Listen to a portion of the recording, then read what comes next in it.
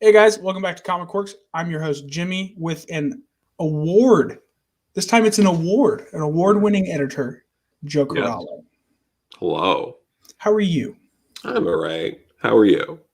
I am dandy today. I mean, look at Excellent. my hair; it's on point. Mm, Sure.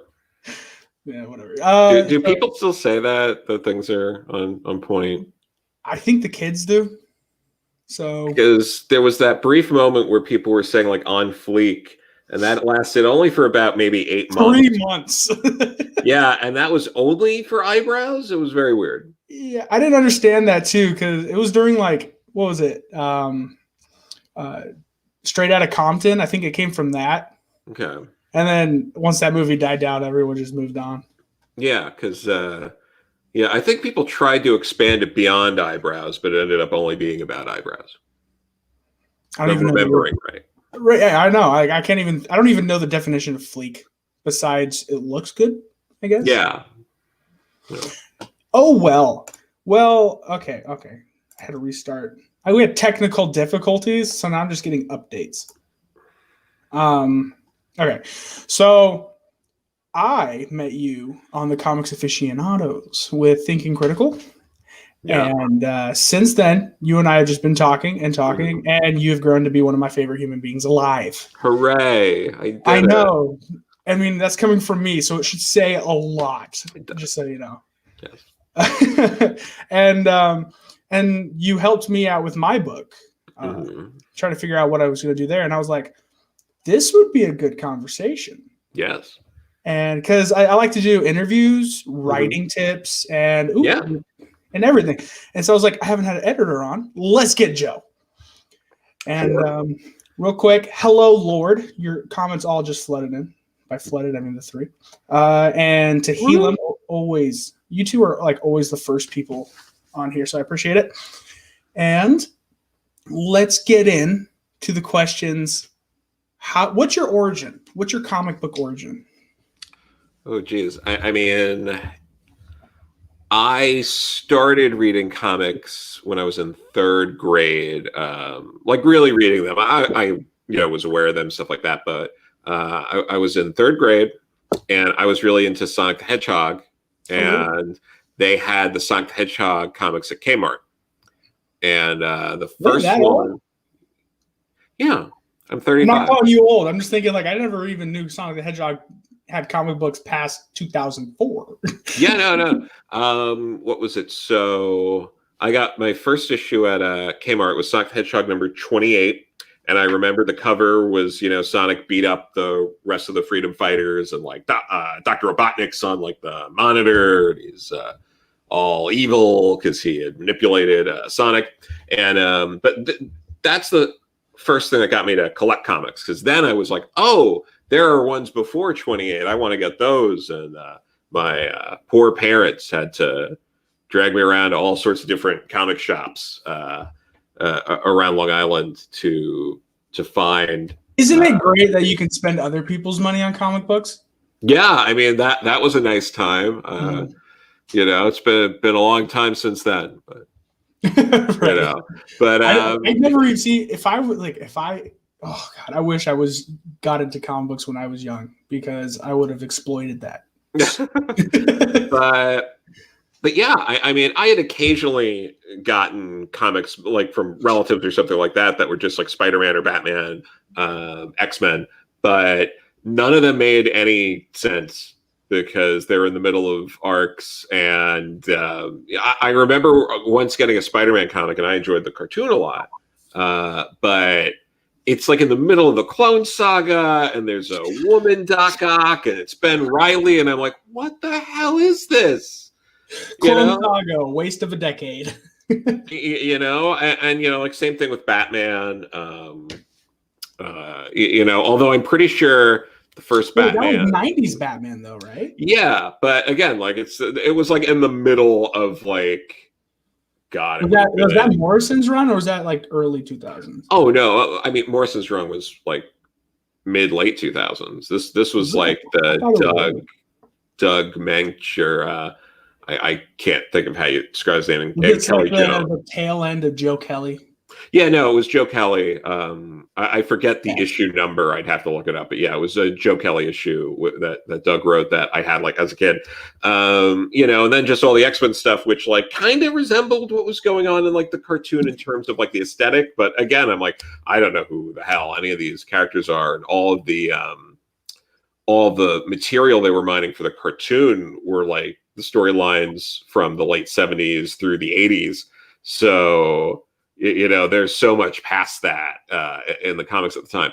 But it wasn't really until like high school that I started getting stuff, like The Dark Knight Returns and Watchmen and things like that. But I started reading like Runaways, Ultimate Spider-Man. So I was more firmly with Marvel really until probably after college, around college, when I started expanding out into like DC stuff. And I'm probably more of I like it all. I just like good comics. I don't really have any loyalty to any particular brand. I probably gravitate more to DC lately, but I mean, if it's a good comic, I'd go with it. But I mean, I also read the Marvel Mangaverse when that was coming out, so who knows? They did a Mangaverse? Yeah, the Marvel Mangaverse. I've never heard of that. It was part of it was a big push to try to get the manga market back in the very early 2000s. It was like 2000, 2001. Everything that is going on in comics now, or that people talk about now, has already been done, has already happened. So don't be surprised by anything. Marvel had a YA imprint in the 80s, the Star imprint. Like all that kind of stuff. None of this is new. Right. But yeah, so I read that, and they had their title imprint, which was like manga like inspired. I was reading, there was a Namor book with that imprint, an Emma Frost book, which I think they migrate over to the main line. There was a Sentinel book about this like little kid that like found a Sentinel. That was a cool one. That got a lot of buzz out when it was coming out, but everyone kind of forgot about it since then. But yeah, Marvel back in the day just took every chance at every book ever. I mean, they're still doing a lot of just throwing shit at the wall and seeing what sticks. But it was around college, and after college that I started reading stuff like Invincible, The Walking Dead. I started getting more into like the Image stuff, some more of the indie stuff. Did you buy Walking Dead 1?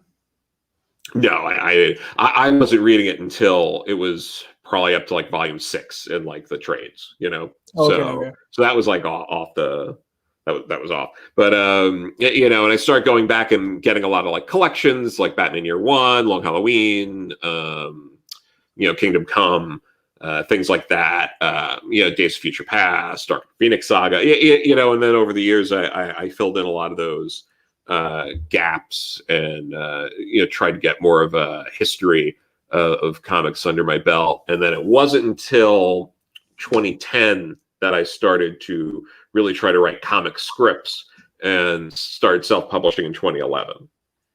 Okay, you self-published. Now was this like before Kickstarter? Because I don't know much like when it started. Oh yeah, Kickstarter was there, but I just did a comic with a friend and just self-published. Okay. And then there was another one. I did that with 3 different kinds of ideas over a few years. And then I got published first in an anthology in 2014. What book? That was Geeks Out Presents Power. It's funny. It was a 4-page story, and the artist on that book is it was Sam Johns, who is now co-writing Punchline. Wow. So you guys are just moving up together, huh? Yeah, no, right. Well, the first person I self-published a book with was Bob Wolf, and he has a gigantic video game YouTube channel. And the second person I self-published a comic with, Danny Luckert, did Regression at Image with Cullen Bunn, and he just wrapped up Red Mother at Boom Studios.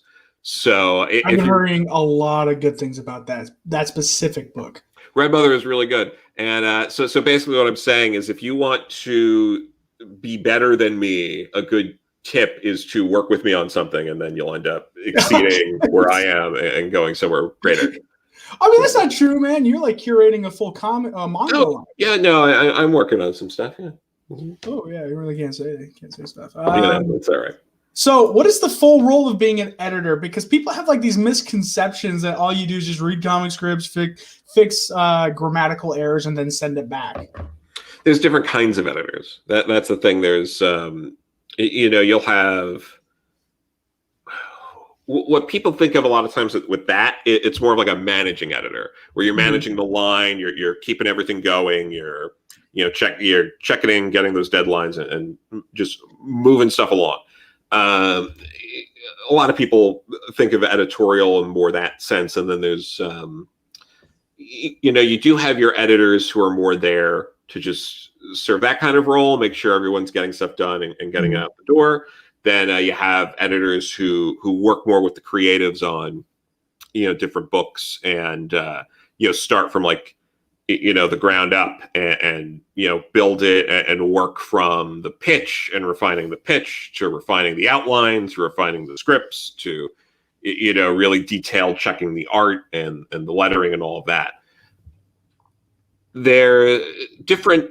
Companies do different things. So like when you're dealing with someone who's like an editor at like a Marvel or a DC, you're dealing more with an editor who, I think this is particularly the case at Marvel, but it goes back and forth, where you'll get editors who are basically like hiring different creatives to tell their story.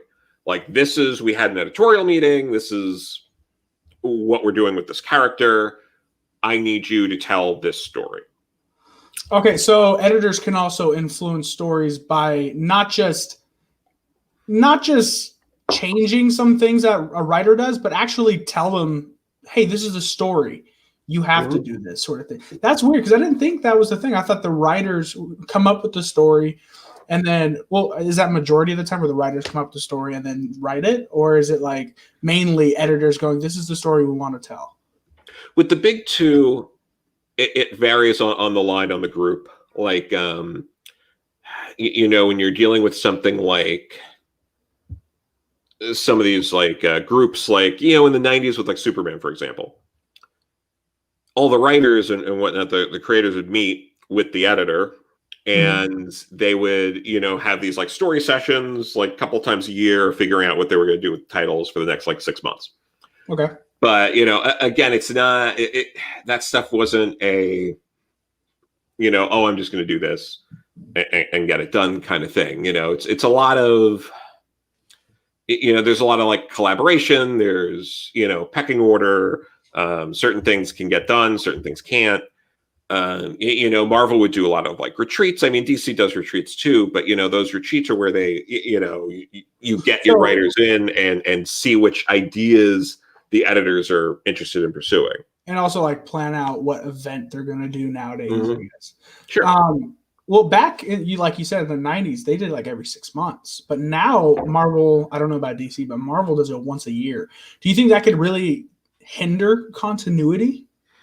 Yes and no. I mean, it's a lot easier to collaborate not in person at this point. I mean, the X group, for example, with Hickman, that's done on Slack and Zoom meetings, and they do it, they meet and talk with each other fairly frequently, probably more frequently than they ever did in like the 90s and all of that on, mapping out these kind of stories.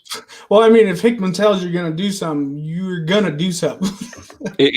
But yeah, so yeah, it's not really more like, there's more communication, but at the same time, it's different things. There's a lot of, fighting over, territory over characters, who gets what, who can use what character, who gets priority, who gets dibs. Right. That, there's also, but that probably starts with like the oldest, I guess, like the, who's been there the longest, I can't think of the word right now. Yes and no. There's different levels of priority, like if you're Donnie Cates, for example, I'm using specific names. These are not specific examples. I am not trying to degrade anyone or put anyone down. But I'm saying, like, if you're Donnie Cates, for example, and you're hot right now, you probably have a lot more sway than someone who's been there forever if you want to use a certain character. If Fabian Nicieza or Peter David wanted to do something and it was contradicting what Donnie Cates was wanting to do, they're probably going to get shut down before Donnie because of those kind of things. You're like Jim Starlin, you name them. So there's a lot of factors in that. Ed Brewer asks a great question. What's an editor's role in maintaining continuity over all brands? Yeah, I mean, there is no one editor who handles the continuity over all brands usually. I think this is where you start getting some, chinks in the armor and things like that. But ideally, there's an executive editor, an editor-in-chief who kind of oversees things, but it tends to be on more of a grand scale and focusing in on sort of the big picture, the events, and things like that. But the problem is often trying to coordinate that stuff is almost impossible. So that's where you see, delays in schedule, kind of messing things up and stuff like that, no matter how hard you work on these sort of things. But yeah, I mean, there's the group editors answering to the editor-in-chief, the associate editors answering to the group editors. There's usually this kind of pyramid structure that helps to keep the continuity and overall. I mean, they probably all have checklists of things telling them check this, check this, check this to make sure it all works.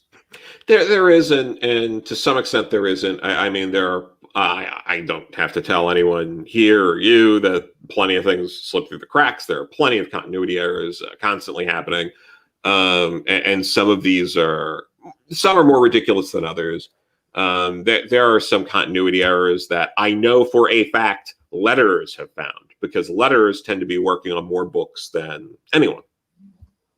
So, you might have a letterer who's working on a book that has Wolverine doing something and then is doing one with, Wolverine in another thing, and then has to go back to their editor and be like, I just did this and this is contradicting. How can you say that Wolverine's on this mission to hunt down this person when I just did a story about how they already found that person? There are stories like that where the letterers have then gone back and the editor's like, oh, you're right, we got to fix that. And the delays kick in. Yeah, but those things do happen. And then there's other times where editors think they know something and they don't. That's not, I don't want to say that to give people the impression that editors never know anything at all, but sometimes there's these small details where you're going back into some older continuity, and then you look and it's there's, I mean, it's ridiculous stuff where you'll get stuff where it's there's this many moons on this planet, that they're on, but it turns out the editor gave them the wrong number of moons, and then there's you read the comic and you're like, why are there 3 moons on this planet when there's supposed to be 2? And those things do happen. All right, let's go to what does it take to make a comic book in today's climate? We're just gonna not talk about COVID, I guess, because that would date this video. Sort of thing. So, in today's climate, and you're a new comic book writer, and you have a script, you have an artist, then what? Well, I mean, even then you have to hammer out certain things, certain details. You need to know what you're getting into. If you're a writer, for example, you're kind of spearheading the idea and you're getting an artist, you have to figure out, are you going all in on your own and hiring your artist as a work for hire? Or are you splitting, the IP? All this stuff needs to get done before you do anything. This is not the kind of stuff that you do after the fact. Because people do that, they're like, oh, we'll figure it out after, we crowdfund or something like that. And then you might crowdfund a book and you get a few publishers potentially reaching out, being like, hey, we'd like to do this. And now you're like, oh, we didn't even figure out if we were, partners or how this is going, and bad things happen. So you got to figure that out. And if you're not splitting the rights with your artist and you're a writer, they need a higher page rate if you're doing like a work for hire thing usually. So Okay. you have to consider those kind of things. It's a little easier to potentially have a lower page rate if they're getting a chunk of it, if they're entitled to royalties from the book and stuff like that. But I mean, you got to figure that stuff out. You got to figure out, you need scheduling too. Well, you need a schedule, but part of that schedule is what is the artist doing? Are they just doing pencils and inks? Are they also coloring? Are they also lettering? Figuring all that out, budgeting appropriately, right. Making sure you have a letterer and a quality letterer. Lettering is one of the single most important things. If your book, you want the art to be great, of course, but people can be a little forgiving of art that's like just not quite there if it's easy to read. Right. If you make it difficult to read on top of that, forget it. No one's going to read your work. And then, again, you need a colorist that's going to fit, the art style. You need to figure all that stuff out. Yeah, I mean, it is a collaboration, because otherwise, if it's just a mismatch of different things, you're not going to make a book out of apples and oranges. And we have Skip and Tosh in the audience, guys. Right. Yeah. So if you want to continue, sorry. Oh, you're fine. But you're going to want to do all that. You're going to want to figure out your game plan. Do not start, and I mean, I can't tell you how many times I've encountered this of someone who's like, I need to find an artist to illustrate my 80-issue space opera epic. It's not realistic. 12 issues usually isn't realistic. Even 6 issues. It's like, all these things take a lot of time. If you're trying to get your name out there and get people to know you, shorter things are what's going to do it, because you'll actually get it done. And just like psychologically, you need to do stuff that you can finish so you can feel accomplished and feel like you're getting stuff done. If you're going out the gate with a big idea and you're not able to finish it, like, this is the kind of stuff that kills people's morale, gets people to quit and not do it because they're approaching this wrong. Get smaller stuff done first. And I know there's a couple of ways to do this. You can do it where it's, like a one-shot or an oversized one-shot, like a graphic novella, maybe a 48-page to like 72-page comic. You could also do a series of shorts, like if you're a writer or an artist, because you can set up an online portfolio where you have a series of shorter comics, anywhere from like 1 to like 8 pages or something like that, and show your range. And, if you're a writer, you can show your range and how you work with different artists.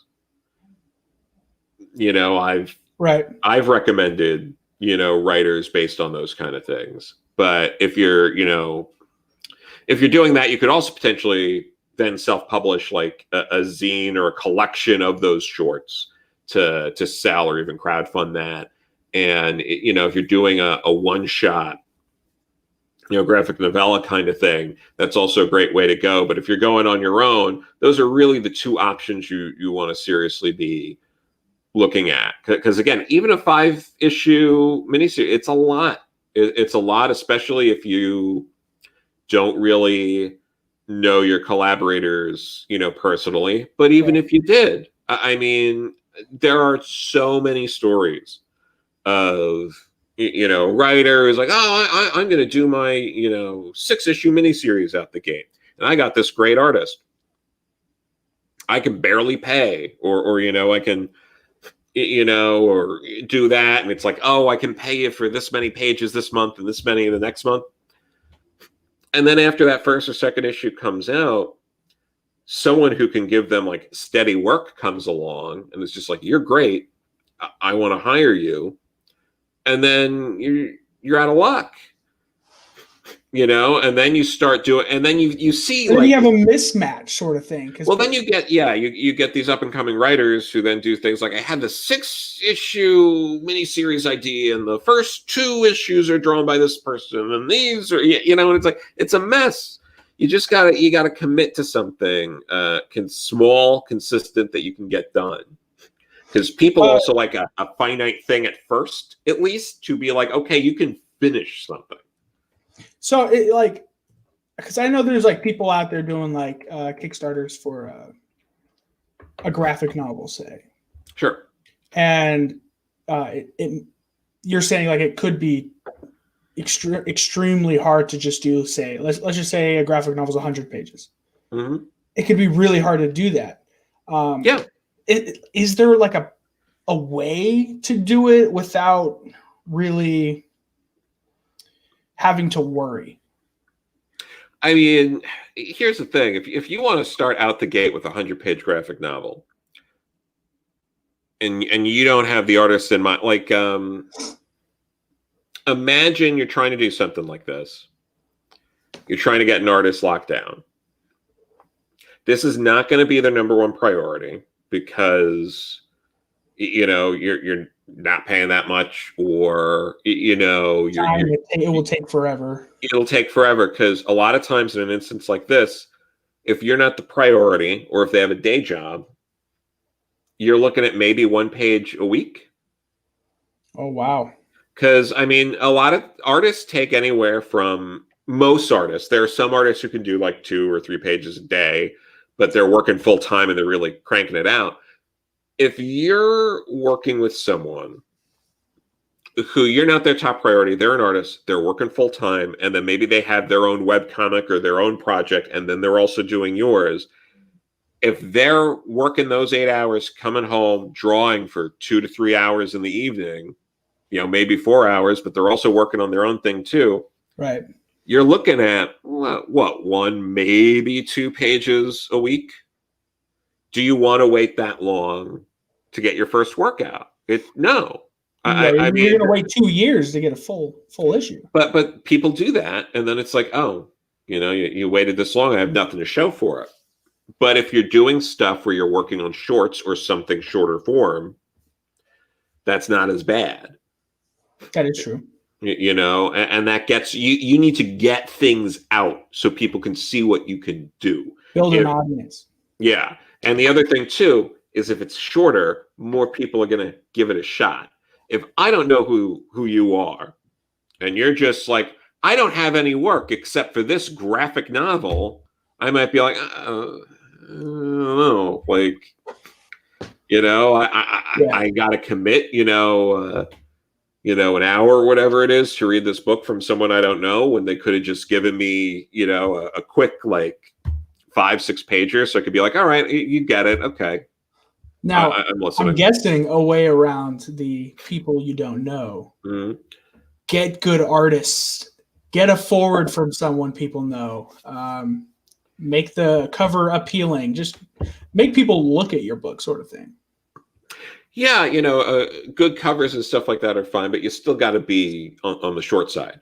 Again, it's a lot to ask someone to do that, and especially once you kind of are in and you know how things work, you start seeing some of these kind of things, and you're like, oh, I see through some of this. It's like, oh, you got a really great cover artist. It's like you probably commissioned some artist, paid them the top dollar to get that, and they needed the money, or it's just a job for them. They have no idea who the hell you are, but they're like, all right, I'll draw your character and, throw it on there. And then, it's like, okay, if I open up the book and it has a great cover and then the interiors aren't as good as the cover, I'm going to see that right away and be like, Right. I mean, that's what Marvel does too. It's like, you got Alex Ross on the cover, I'm going to buy that. And you go in, you're like,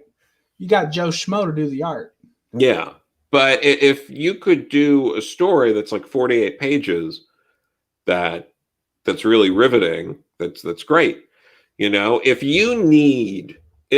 the story you have to tell needs to be 100 pages, for example, or it needs to be a full graphic novel or full 6 issues or full 12 issues, I'm not going to be convinced that you're ready for prime time. I'm going to think like you don't understand your story well enough to tell it in a way that's going to grab me quick enough. Sorry, I'm replying to RJ Suva. He says, much love from Hawaii. Wow, that's far away. Appreciate it. I really enjoy your content. Appreciate that. Can you do a solid and show us some love by saying Boto? Thank you. And I don't know what that is. So on the side of caution, I'm probably going to say no. You technically said it when you read the... I did. Oh, God. I see. I don't even... oh, God. I played myself. But thank you from Hawaii. I got family over there. So now here's the thing. Writing for the... Oh, crap. What was I going to say? Writing for indie work. Mm-hmm. Not just Kickstarter, but like say Image or something like that. Because you did Seeds of Eden. I wrote a short for TKO. Yeah, and I've written for Vault. I've edited books at Black Mass Studios, Away Blue World. So Comic Mix. So yeah. And I'm guessing there's a big difference too with that. Mm-hmm. But what's kind of the difference really? I mean, when you're editing an indie book, for example, your client isn't the publisher, your client is the creative team. So you're answering to them and not the publisher. But like writing for something like TKO or Vault, again, it's those are both instances where editorial is very helpful. And even though it's creator owned, they'll give you feedback that is to help benefit the story, because if they're getting you to tell a better story, they look better too. It's in their best interest. It's good for everyone, really. Yeah it is. And so when you because you probably had to like submit the story for TKO. Now, what was the process like for submitting projects to companies? Is that weird and arduous and stuff like that? Arduous? No, I mean, it all depends. Most of the time, it's closed submissions. So editors are soliciting you or asking you to submit something to them. So, there's not a lot of open submissions. There's some places like Dynamite where you can send your like writing portfolio. I'm trying to think. There's there's some publishers like Alternative that have some open submissions for like it came out on a Wednesday, right? And I think they have open submissions for other things too. Image and the Shadowline imprint of Image have open submissions. But for the most part, you kind of need to have things to show that you can produce you can't just like magically get jobs by having non-existent work. Yeah, but then like that's why later this year or whatever, when con season is hopefully back in, it's a lot easier when that stuff's going on, because then if you have something you can hand people or email them or show them on your tablet, it's an easier situation, because a lot of publishers at cons will do like portfolio reviews and things like that, and may be interested in letting you follow up with them. And in some cases will eventually ask if you have something you wanted to submit. But again, a lot of it's all closed. You have to like break in before you break in. Okay. So here's the thing. I know we roughly skimmed over it, but the hard work it takes to make sure a comic for, say, Kickstarter is perfect. Because I know you and I talked about it. It was, you have to make sure that everything, there's no, you get a book before, like a pre-printed book before, and then you have to make sure everything's aligned right. Panels aren't somewhat cut off, like stuff like that. You can do a lot of pre-press in InDesign. I mean, Adobe helps with a lot of that stuff, and you can just create a package file that you could send to the printer directly. But a lot of times, if you're dealing with a printer, they have their specs that you can kind of just plug in and just drop the pages or whatever in InDesign and send it off. You need a good logo.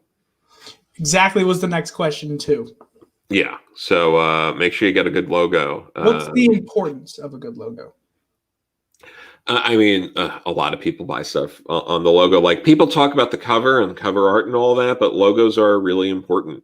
If you have a logo that isn't interesting or doesn't stand out or doesn't jump out to someone passing by, they're not necessarily going to check it out.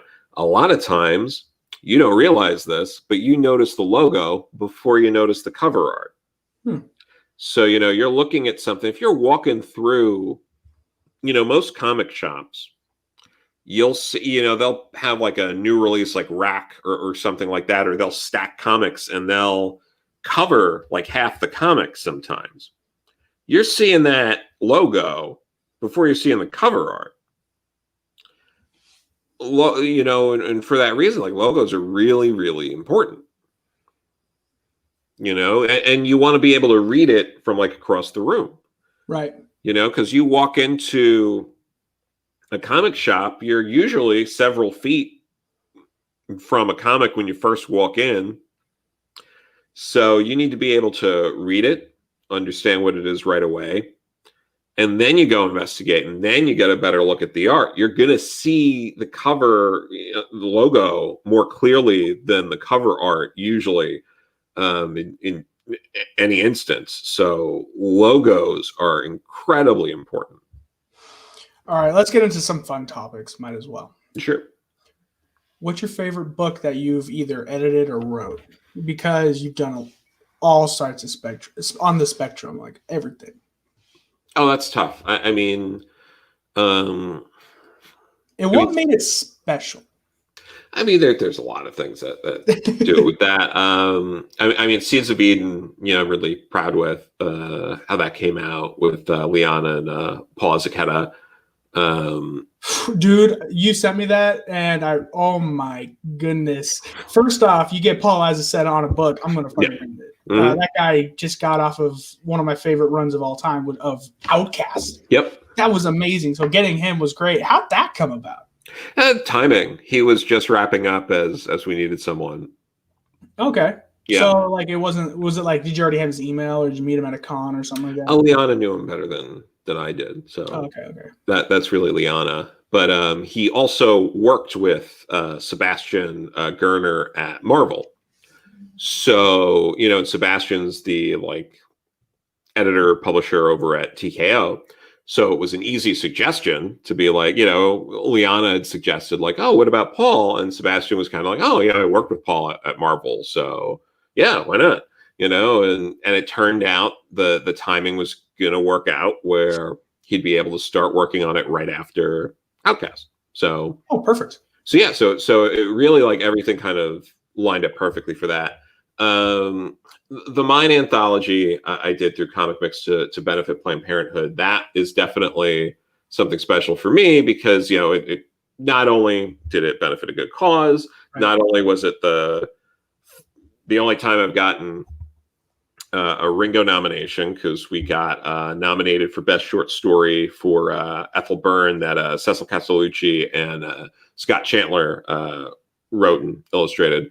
We got the Ringo nomination, the Ringo win that year for it. But in putting it together, we worked with some of the biggest names in the industry. I mean, I got to work with, Neil Gaiman, Mark Waid, Louis Simonson, Gail Simone, Ann Nocenti. First off, okay, you come out here and just lay down some huge pipe by saying Neil Gaiman. I mean, what you don't see right here, there, is a stack of 10 Neil Gaiman books. Nice. How was that? It was really nice. He wrote a really deeply personal story for it that we got Mark Wheatley to illustrate. He had always wanted to work with Mark Wheatley on something in the Vertigo days, and it never worked out. So we were able to make that happen, which was nice. And I'm a fan of Neil as well. I've got the Absolute Sandman set, and he signed the first volume for me, and some other things. But we also got was it Paul Levitz and Joe Staton did a story together. I mean, you just said you worked with Louise. Louise is near and dear to my heart. She's one of the best Superman runs ever. No, absolutely. I've met Wheezy multiple times. I got to do a panel with her about. You said Wheezy? Yeah. Oh, that's so cute. Yeah, no, that's what she goes by. So no, but she's very sweet. I've been lucky to meet and chat with her on multiple occasions. Same thing with Walt. But Wheezy was going to do a story for this, and we were trying to figure out the artist, and it turned out, we were talking with Tommy Lee Edwards, and they were apparently fans of each other and hadn't really worked together before, so we were able to make that happen. Trying to think, there were a lot of I got to pair Max Asagio with Brian Talbot. Brian Talbot's one of my an all-time favorite of mine. He's incredible. Someone who also illustrated for Sandman, and also did a story for Dark Horse, The Tale of One Bad Rat, which is phenomenal. If you ever got a chance to read it, it was it was certainly, I think, the last non-Big Two story that Denny O'Neil did, and and he came to the signing, so I got to sign books with Denny, which is very sweet. Mindy Newell did a story. She's the first woman to write Wonder Woman. Really? Yeah. I didn't know that. It's cool. Yeah, no, for sure. I talked to her the other day too, because we're trying to do a couple more things together. I'm just trying to think. That is kind of weird. You think there'd be more women on Wonder Woman? Yeah, there were these. After her was you had Jill Thompson, Gail Simone, Meredith Finch, Marika Tamaki, but she was the first woman. She wrote the Wonder Woman Crisis on Infinite Earths tie-in, and then she went on to co-write with George Perez for about 10 issues of his run.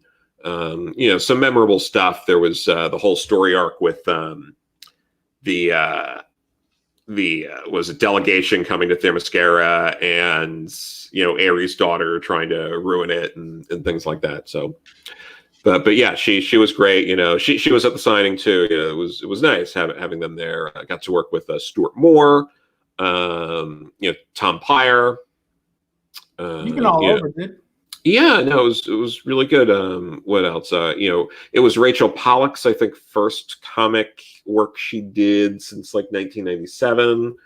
We had Caitlin R. Kiernan, who wrote The Dreaming in the 90s into the early 2000s. Lila Sturgis, who at the time did, I think she was just wrapping up the Jack of Fables stuff she was doing. Can I got a question from our boy, Skip and Tosh. What is Joe's favorite comic run and single issue of all time? That's tough.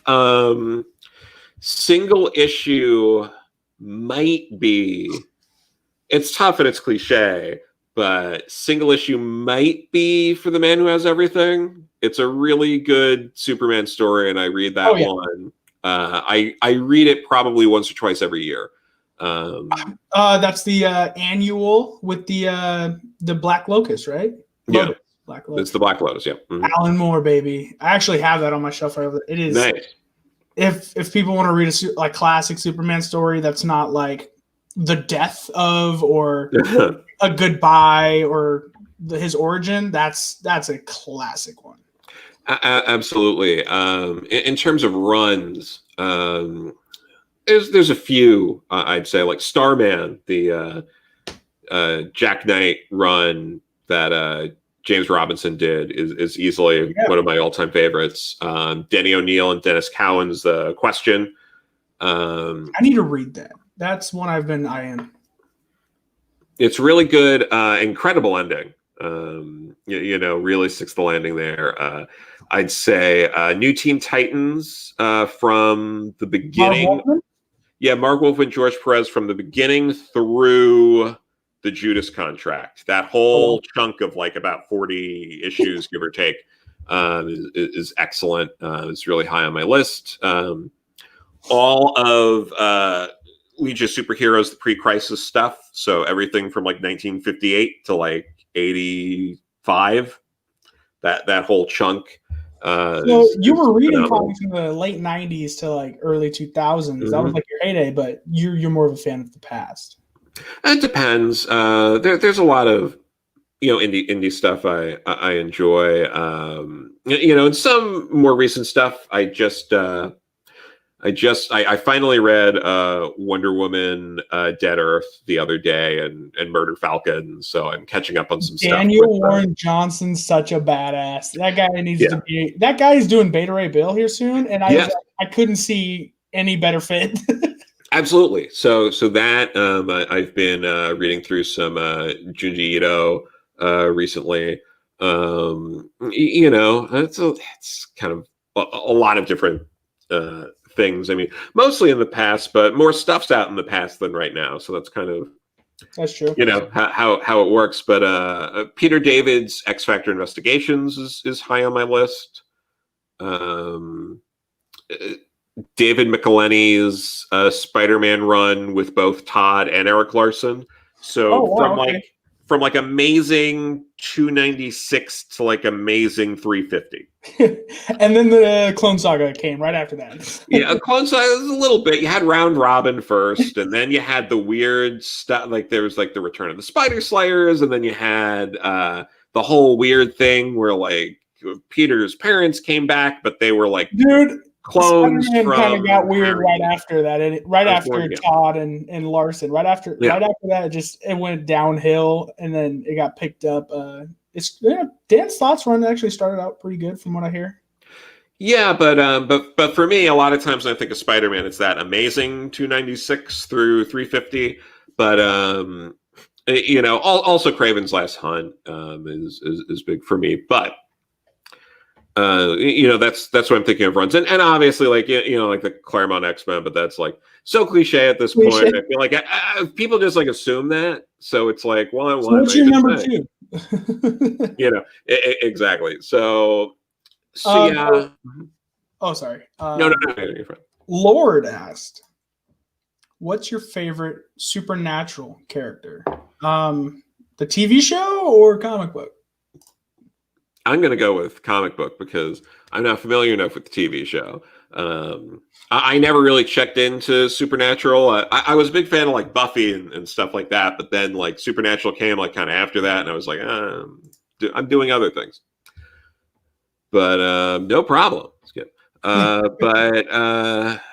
With Supernatural characters, I like a lot of them. I really like the Spectre. Another great run is was it the Wrath of the Spectre? No, it's good. I'm not dissing that, but John Ostrander and Tom Mandrake's Spectre, unreal. It's really incredible. Definitely worth checking out. Madame Xanadu with Doorway to Nightmare. I hear Madame Xanadu a lot. I don't even know who that is.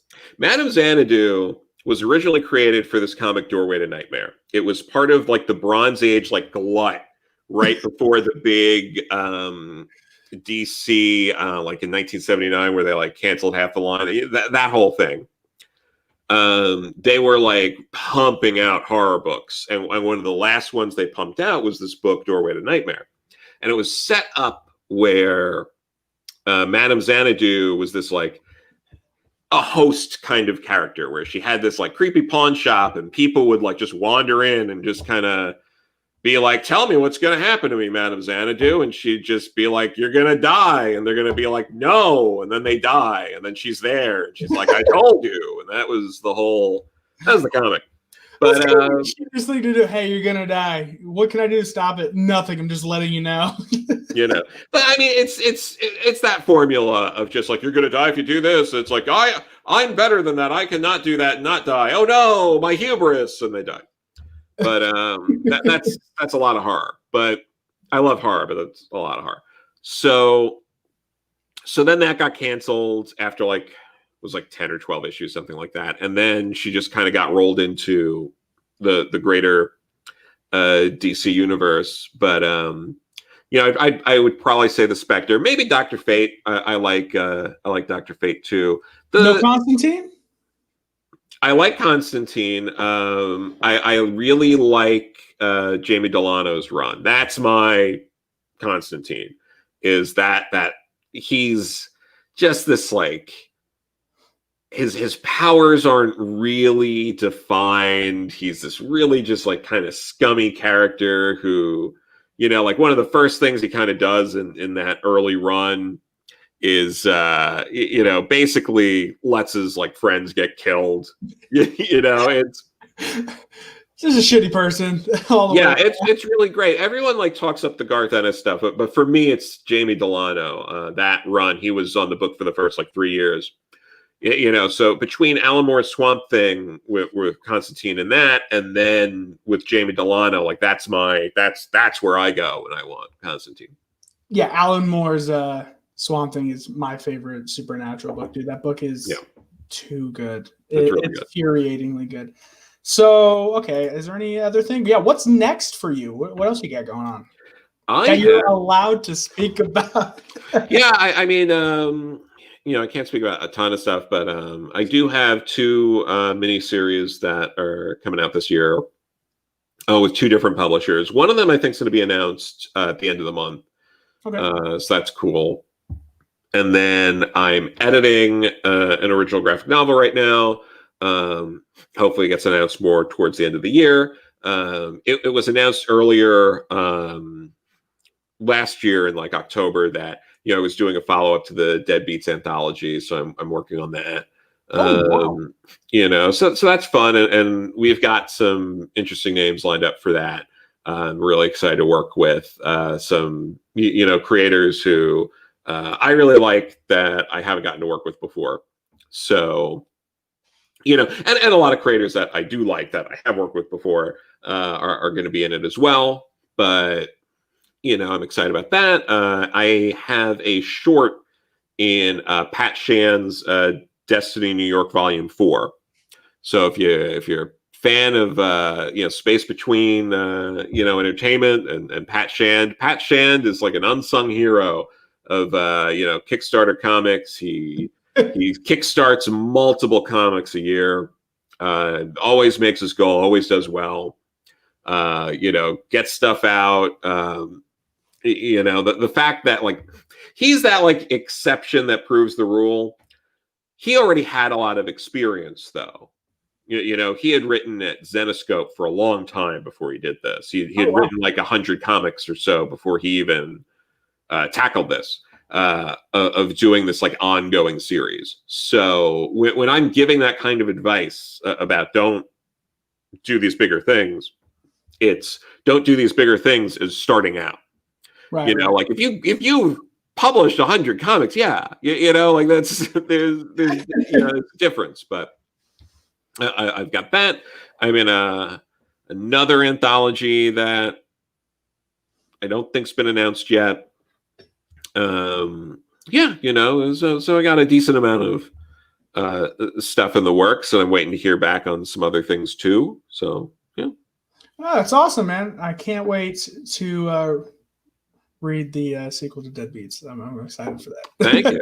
Thank you. I'm excited for it too. So thank you for coming on the show and talking about the astronomical amount of work that goes into Kickstarter and editing and everything. I appreciate it so much. Yeah, no problem. And everyone in the chat, from Dragon Ball Talk, Ed Brewer, Skip and Tosh, my boy. Let's see who else. Tehillim. What was that? RJ from Hawaii? That's a new guy. Appreciate it. Trying to get me to say dirty words, you weirdo. Yeah. So appreciate it. Now I have an interview tomorrow, and it's with the word balloon himself, John Suttress. Ooh. I know, it's crazy. And I didn't think he was going to do it because he was in the hospital this past weekend. So I was like, hey, we can reschedule, dude. He goes, no, we're good. I was like, you are a machine. So, yeah, it's going to be fun. Tomorrow, same time, 3 p.m. Pacific Standard Time, as always. And thank you all for watching. I'll see you tomorrow.